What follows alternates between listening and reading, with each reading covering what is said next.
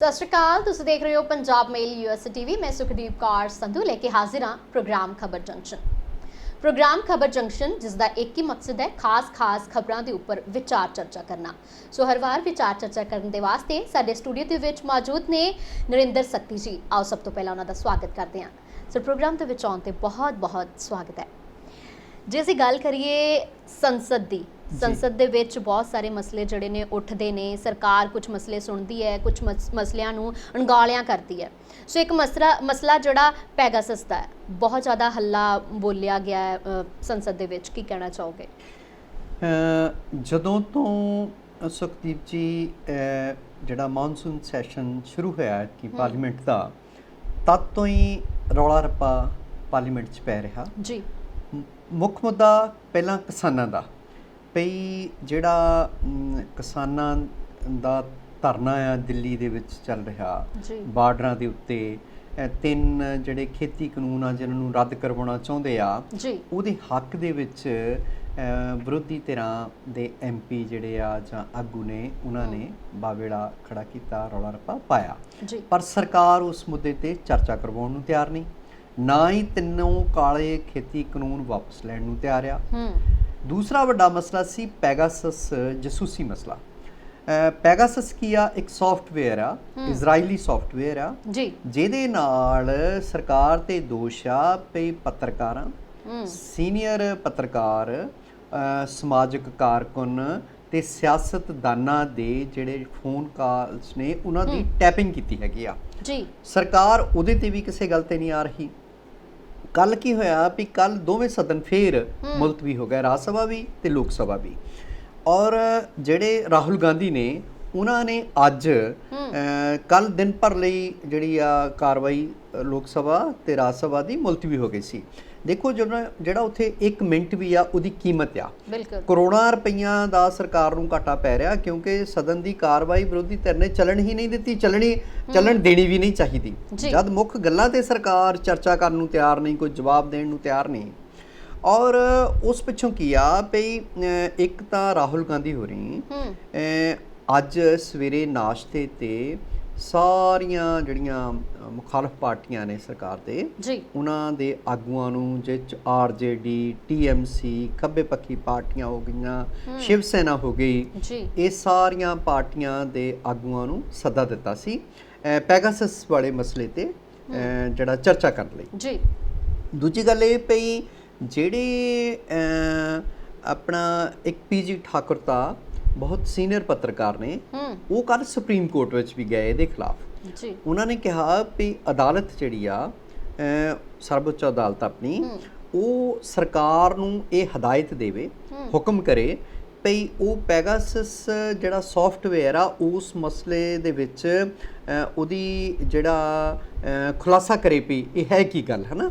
सो इस करके ये मसला भखिया होया, और देश दी देखो लोकां दी निजी जिहड़ा जिंदगी है उहदे च एक तरह दा इहनूं दखल मन्निया जांदा, और सरकार उन्हां दे फोन टैप करके जानना चाहुंदी है भी साडे खिलाफ की हो रहा।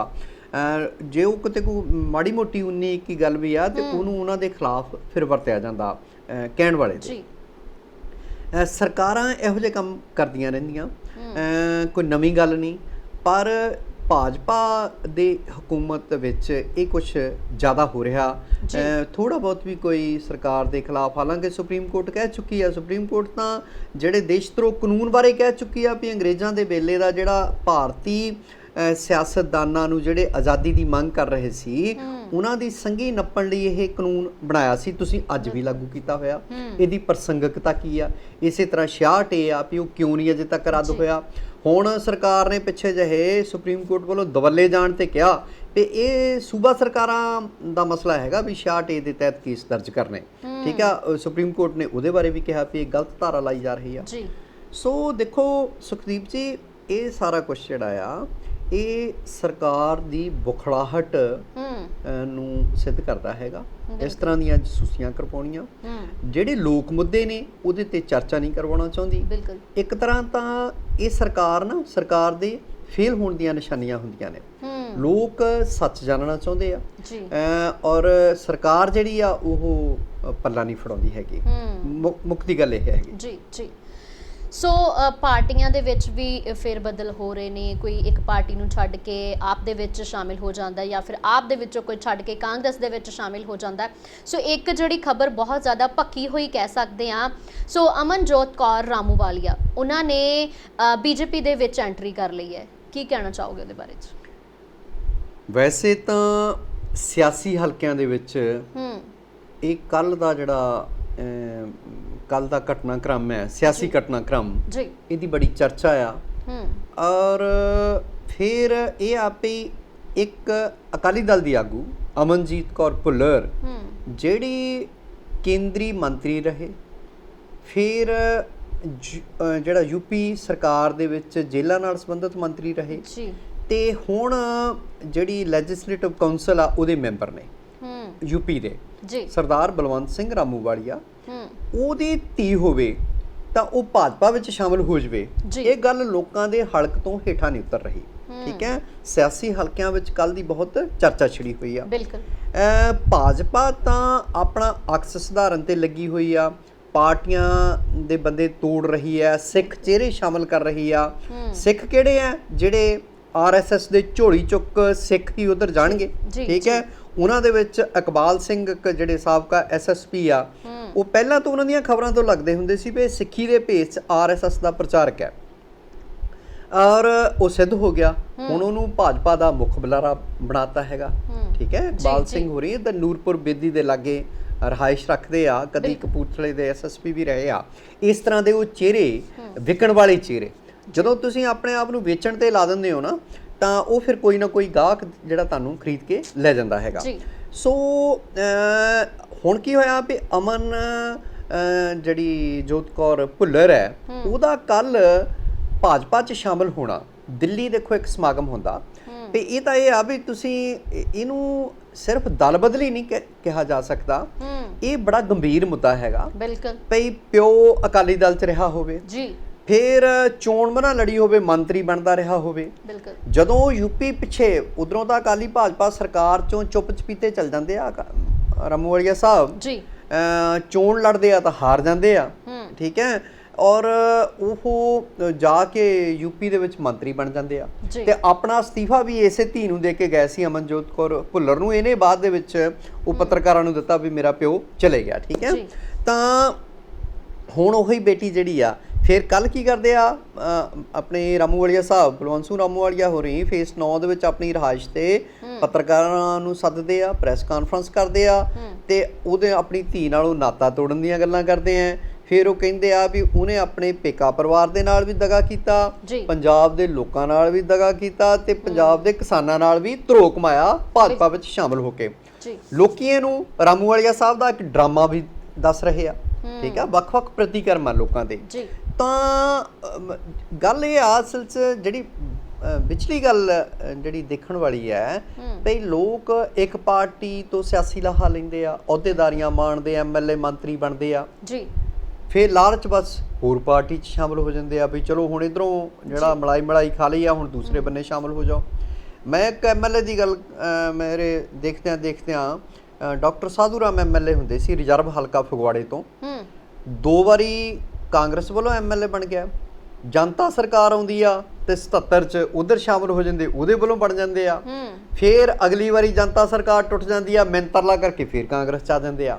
ਸੋ ਇਹ ਜਿਹੜੇ ਸਿਆਸਤਦਾਨਾਂ ਦਾ ਕੋਈ ਧਰਮ ਨਹੀਂਗਾ, ਤੇ ਇਸੇ ਜਾਣੀ ਕਿ ਸੰਦਰਭ ਵਿੱਚ ਕੱਲ੍ਹ ਵਾਲੀ ਗੱਲ ਦੇ ਪਈ ਜੋ ਕੁਛ ਕੱਲ ਰਾਮੂਵਾਲੀਆ ਸਾਹਿਬ ਦੀ ਬੇਟੀ ਨੇ ਕੀਤਾ, ਤੇ ਜੋ ਰਾਮੂਵਾਲੀਆ ਸਾਹਿਬ ਨੇ ਜਿਹੜਾ ਪ੍ਰੈਸ ਕਾਨਫਰੰਸ ਸੱਦੀ ਆ, ਭਾਵੇਂ ਉਹ ਸੱਚੇ ਹੋਣ ਲਈ ਸੱਦੀ ਆ, ਆਪਣੇ ਜਾਂ ਮਤਲਬ ਆਪਣੇ ਆਪ ਨੂੰ ਠੀਕ ਸਿੱਧ ਕਰਨ ਲਈ ਸੱਦੀ ਹੈ, ਇਹ ਤਾਂ ਰੱਬ ਜਾਣਦਾ ਹੈਗਾ।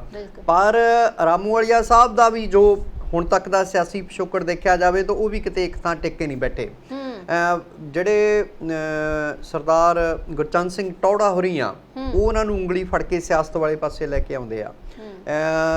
ਜਿਹੜੇ ਸੰਤ ਸਿੰਘ ਲੌਂਗੋਵਾਲ ਨੇ ਮਰਹੂਮ, ਟੌੜਾ ਸਾਹਿਬ ਵੀ ਇਸ ਦੁਨੀਆ 'ਚ ਨਹੀਂ ਰਹੇ, ਸੰਤ ਸਿੰਘ ਕਦੀ ਇਹ ਰਾਮੂਵਾਲੀਆ ਸਾਹਿਬ ਉਹਨਾਂ ਦੇ ਨਾਲ ਵੀ ਰਹੇ ਆ, ਹੈ ਨਾ। ਤਾਂ ਫਿਰ ਬਸ ਕਦੀ ਲੋਕ ਭਲਾਈ ਪਾਰਟੀ ਬਣਾ ਕੇ ਅੱਡ ਹੋ ਜਾਂਦੇ ਆ, ਉਹ ਫਿਰ ਟੌੜਾ ਸਾਹਿਬ ਦੇ ਵੀ ਖਿਲਾਫ ਬੋਲਦੇ ਨੇ, ਠੀਕ ਹੈ। ਸੋ ਹੁਣ ਉਹਨਾਂ ਦੀ ਜਿਹੋ ਜਿਹਾ ਕਹਿੰਦੇ ਹੁੰਦੇ ਆ ਵੀ ਮਾਪੇ ਹੋਣ, ਉਹੋ ਜਿਹਾ ਕਈ ਵਾਰੀ ਧੀਆਂ ਪੁੱਤ ਵੀ ਨਿਕਲ ਆਉਂਦੇ ਆ।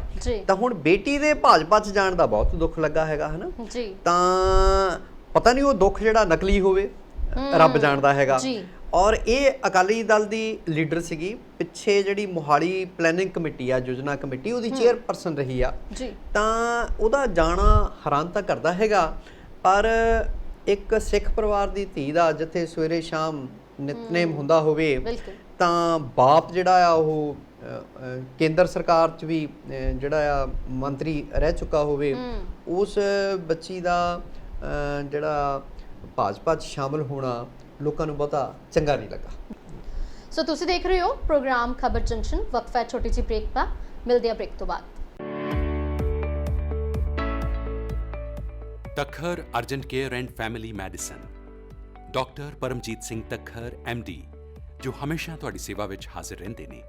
ਹਰ ਤਰ੍ਹਾਂ ਦੀ ਬਿਮਾਰੀ ਦਾ ਇਲਾਜ ਕਰਾਉਣ ਲਈ ਸੈਕਰਾਮੈਂਟੋ ਦੇ ਤਜਰਬੇਕਾਰ ਡਾਕਟਰ ਪਰਮਜੀਤ ਸਿੰਘ ਤੱਖਰ MD ਨਾਲ ਸੰਪਰਕ ਕਰੋ। ਇਹ ਤੁਹਾਡੀ ਗੱਲ ਬੜੇ ਧਿਆਨ ਨਾਲ ਸੁਣਦੇ ਨੇ ਤੇ ਭਰੋਸੇਯੋਗ ਇਲਾਜ ਕਰਦੇ ਨੇ। ਪੰਜਾਬੀਆਂ 'ਚ ਹਰਮਨ ਪਿਆਰੇ ਡਾਕਟਰ ਪਰਮਜੀਤ ਸਿੰਘ ਤੱਖਰ ਹਰ ਤਰ੍ਹਾਂ ਦੀ ਇੰਸ਼ੋਰੈਂਸ ਵੀ ਲੈਂਦੇ ਨੇ। ਇਹ ਪੰਜਾਬੀ, ਹਿੰਦੀ ਤੇ ਇੰਗਲਿਸ਼ ਵਿੱਚ ਗੱਲ ਕਰਦੇ ਨੇ।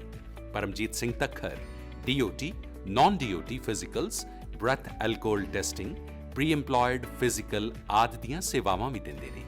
ਹਮੇਸ਼ਾ ਯਾਦ ਰੱਖੋ, ਸੈਕਰਾਮੈਂਟੋ ਦੇ ਮਸ਼ਹੂਰ ਡਾਕਟਰ ਪਰਮਜੀਤ ਸਿੰਘ ਤੱਖਰ। ਅੱਜ ਹੀ ਆਪਣੀ ਅਪਾਇੰਟਮੈਂਟ ਬਣਾਓ। We accept medical card and cash pay।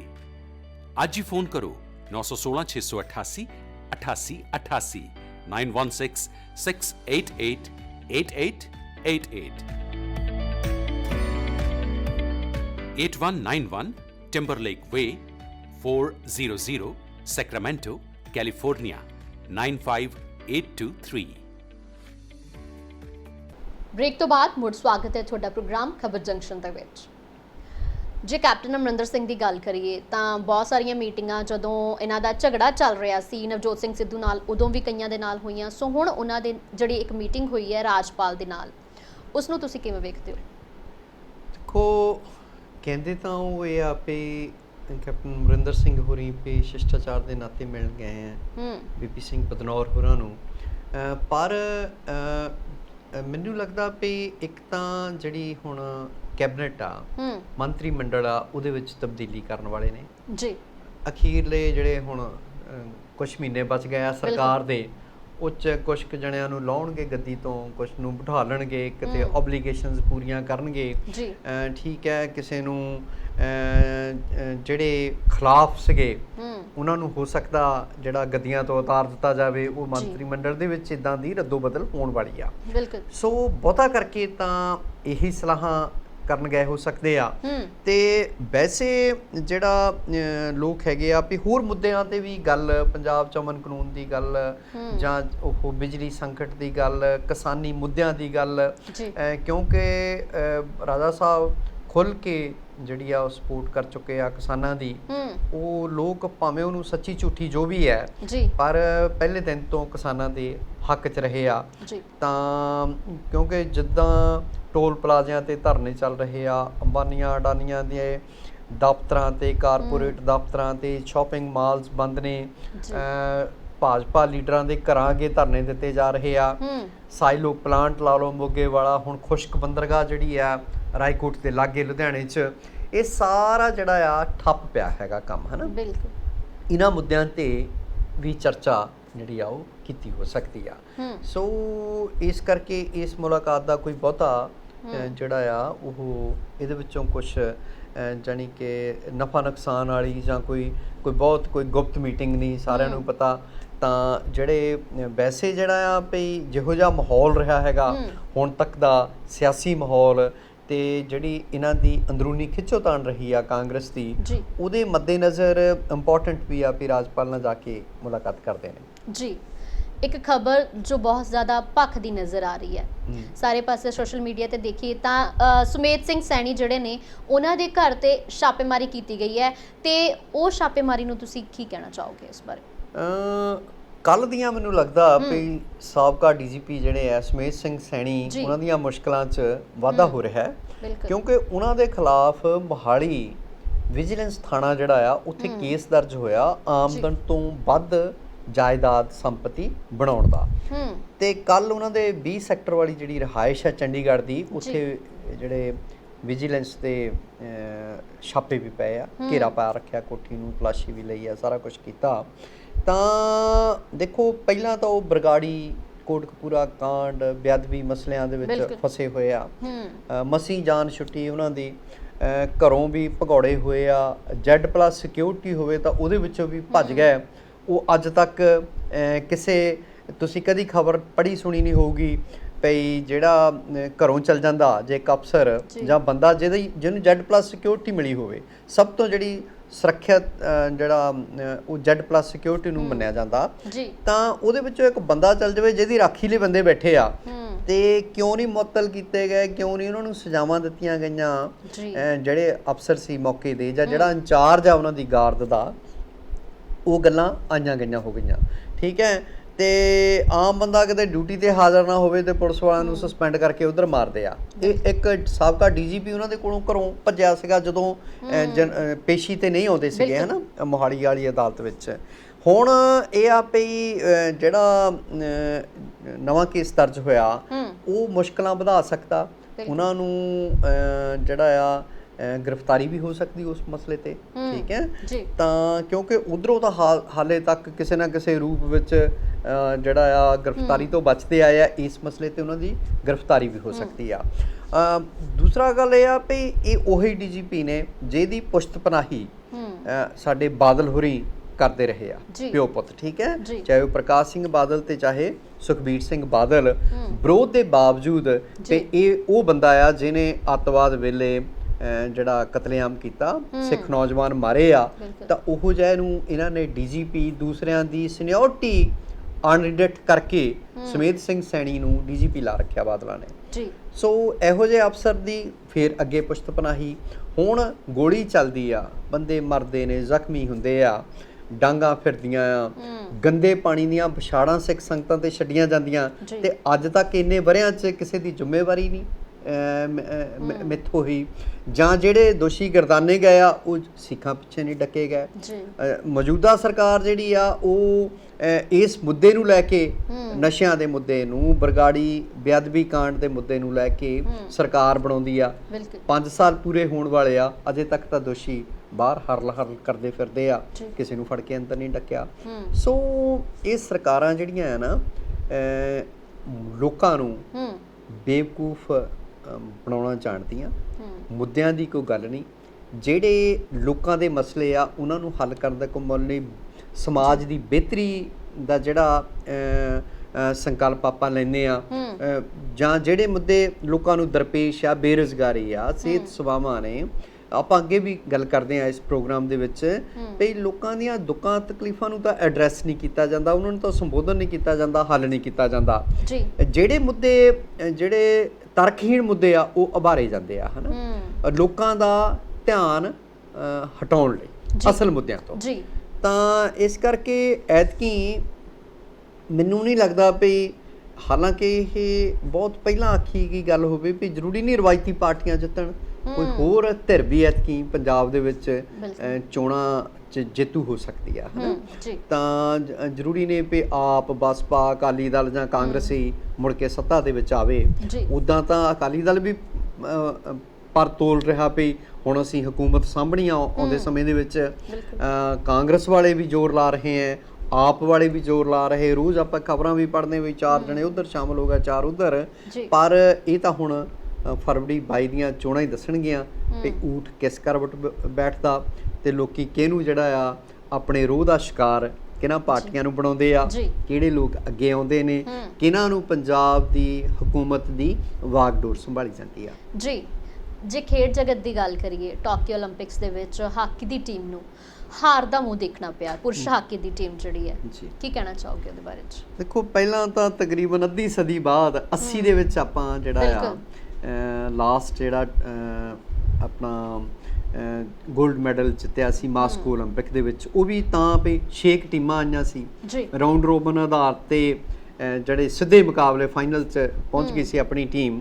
ਤਾਂ ਉਸ ਪਿੱਛੋਂ ਹੁਣ ਇੰਨੇ ਵਰ੍ਹਿਆਂ ਬਾਅਦ ਜਾ ਕੇ ਜਿਹੜਾ ਕੁਆਟਰ ਫਾਈਨਲ ਸੈਮੀਫਾਈਨਲ 'ਚ ਪਹੁੰਚੀ ਆ, ਤਾਂ ਟੀਮ ਹਾਰ ਗਈ। ਪਰ ਜਿਹੜੇ ਸਾਡੇ ਖਿਡਾਰੀ ਨੇ ਉਹਨਾਂ ਦਾ ਹੌਸਲਾ, ਉਹਨਾਂ ਦਾ ਜਿਹੜਾ ਸਿਰੜ ਹੈ, ਉਹਨੂੰ ਸਲਾਮ ਕਰਨਾ ਬਣਦਾ। ਜਿੱਤਾਂ ਹਾਰਾਂ ਖੇਡਾਂ 'ਚ ਹੁੰਦੀਆਂ ਹੀ ਆ, ਤੇ ਕਿੰਨਾ ਕੁ ਸਾਡੀ ਸਰਕਾਰ ਜਿਹੜੀ, ਚਾਹੇ ਉਹ ਪੰਜਾਬ ਦੀ ਸਰਕਾਰ ਹੈ ਚਾਹੇ ਕੇਂਦਰ ਸਰਕਾਰ ਹੈ, ਖੇਡ ਬਜਟ ਘਟਾਇਆ ਹੈਗਾ। ਤੇ ਸਾਨੂੰ ਧੰਨਵਾਦੀ ਹੋਣਾ ਚਾਹੀਦਾ ਪਟਨਾਇਕ ਸਾਹਿਬ ਦਾ, ਉੜੀਸਾ ਦੇ ਮੁੱਖ ਮੰਤਰੀ ਦਾ, ਜਿਹੜੇ ਟੀਮ ਨੂੰ ਸਪਾਂਸਰ ਕਰ ਰਹੇ ਆ। ਤਾਂ ਚਾਹੇ ਉਹ ਕੁੜੀਆਂ ਦੀ ਟੀਮ ਆ ਚਾਹੇ ਉਹ, ਤੇ ਮੈਂ ਤਾਂ ਕਹਿੰਦਾ ਹੁੰਦਾ ਵੀ ਬਾਦਲ ਕਿੱਥੇ ਗਏ, ਸਾਡੇ ਮਹਾਰਾਜੇ ਕਿੱਥੇ ਗਏ, ਪੰਜਾਬ ਦੇ ਮੁੱਖ ਮੰਤਰੀ ਕਿਉਂ ਨਹੀਂ, ਜਾਂ ਪੰਜਾਬ ਸਰਕਾਰ ਕਿਉਂ ਨਹੀਂ ਜਿਹੜੀ ਨੈਸ਼ਨਲ ਟੀਮਸ ਆ ਉਹਨਾਂ ਨੂੰ ਸਪਾਂਸਰ ਕਰਦੀ। ਔਰ ਉੜੀਸਾ ਇੱਕ ਗਰੀਬ ਸੂਬਾ ਗਿਣਿਆ ਜਾਂਦਾ ਹੈਗਾ, ਜੇ ਉੱਥੋਂ ਦੇ ਮੁੱਖ ਮੰਤਰੀ, ਔਰ ਤੁਸੀਂ ਦੇਖੋ ਵੀ ਪੂਰੇ ਸੂਬੇ ਦੇ ਵਿੱਚ ਕਿੰਨੇ ਸਟੇਡੀਅਮ ਬਣੇ ਆ, ਕਿੱਦਾਂ ਇਨਫਰਾਸਟ੍ਰਕਚਰ ਖੇਡਾਂ ਲਈ ਖੜਾ ਕੀਤਾ ਹੈਗਾ। ਜਿਹੜੀ ਬੈਲਜੀਅਮ ਹੱਥੋਂ ਹਾਰ ਹੋਈ ਆ, ਬੈਲਜੀਅਮ ਇੱਕ ਤਕੜੀ ਟੀਮ ਆ, ਪਰ ਆਪਣੇ ਮੁੰਡਿਆਂ ਨੇ ਪਿਛਲੀ 올림픽 ਜੇਤੂ ਅਰਜਨਟੀਨਾ ਨੂੰ ਵੀ ਹਰਾਇਆ, ਇੰਗਲੈਂਡ ਨੂੰ ਹਰਾਇਆ, ਠੀਕ ਆ, ਗ੍ਰੇਟ ਬ੍ਰਿਟੇਨ ਵਾਲਿਆਂ ਨੂੰ ਹਰਾਇਆ, ਸਪੇਨ ਨੂੰ ਹਰਾਇਆ, ਤਕੜੀਆਂ ਟੀਮਾਂ ਹਰਾਈਆਂ ਨੇ। ਕੁੜੀਆਂ ਨੇ ਕੱਲ ਤੁਸੀਂ ਦੇਖੋ ਭਈ ਜਿਹੜਾ ਆ ਆਸਟ੍ਰੇਲੀਆ ਨੂੰ ਹਰਾਇਆ, ਆਸਟ੍ਰੇਲੀਆ ਵਰਗੀ ਤਕੜੀ ਟੀਮ ਨੂੰ 1-0 ਤੇ ਹਰਾ ਜਾਣਾ।